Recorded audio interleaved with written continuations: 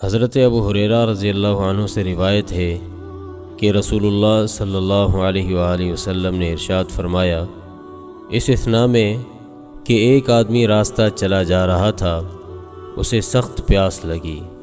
چلتے چلتے اسے ایک کنواں ملا، وہ اس کے اندر اترا اور پانی پی کر باہر نکل آیا۔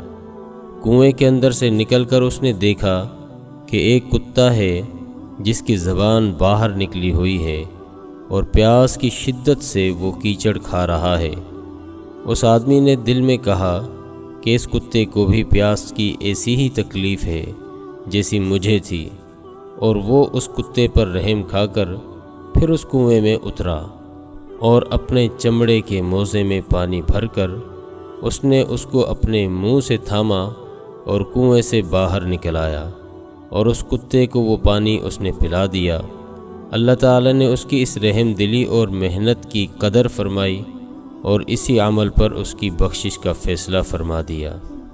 بعض صحابہ رضی اللہ عنہم نے حضور علیہ السلام سے یہ واقعہ سن کر دریافت کیا کہ یا رسول اللہ، کیا جانوروں کی تکلیف دور کرنے میں بھی ہمارے لیے اجر و ثواب ہے؟